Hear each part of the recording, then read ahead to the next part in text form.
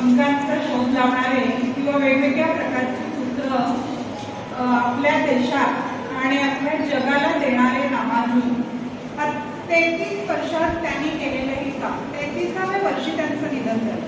22 डिसेंबर 1887 ला मद्रासमधल्या कुंभकोणम या ठिकाणी इरोड हे गाव त्यांचं, या गावात त्यांचा जन्म झाला आणि इयत्ता 10वी पर्यंत शिक्षण झालं.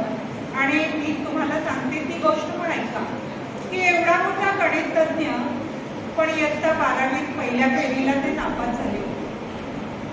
त्यानंतर त्याने अभ्यास केला. कायम ते प्रत्येक इयत्तेत गणितात कायम पहिला नंबर असायचा. ते जिल्ह्यात प्रथम आले इयत्ता 10वीत असताना. पण एकाच विषयाचा त्यांचा जो अभ्यास होता तो असा छान होता की जगाने त्यांचं कौतुक केलं. केंब्रिज विद्यापीठाने श्रीनिवास रामानुजन यांना निमंत्रित केलं. सांगण्याचा उद्देश हा की रामानुजन हे जे 33 वर्षात पहिली 5 वर्ष काही कळत नाही, बालवाडीचं वर्ष असतं, पण त्यानंतरच्या त्यांच्या आयुष्यात त्यांची गणितातली प्रगती ही वाखाणण्यासारखी होती आणि जगाने या गोष्टीचा ध्यास घेतला.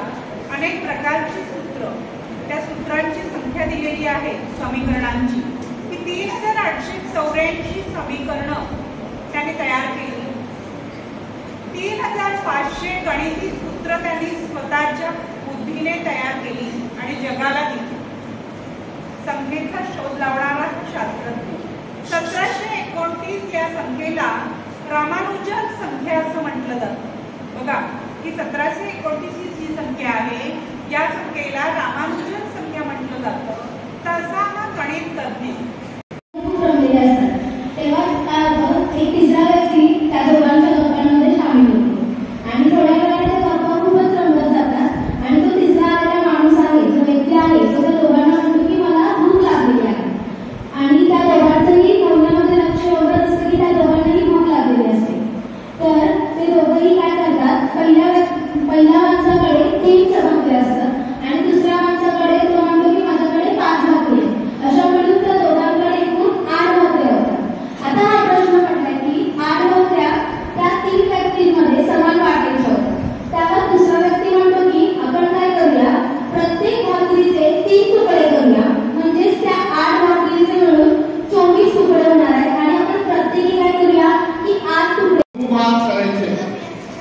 एका दोरीचे 9 भाग करायचे तर ती किती ठिकाणी कापावी लागेल.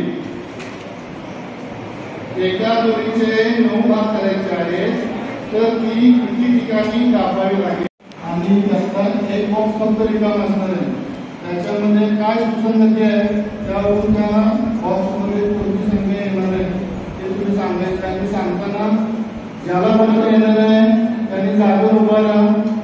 मी तुम्हाला इकडे बोलवेन आणि मग त्या बॉक्समध्ये तुम्ही संख्या द्यायच्या.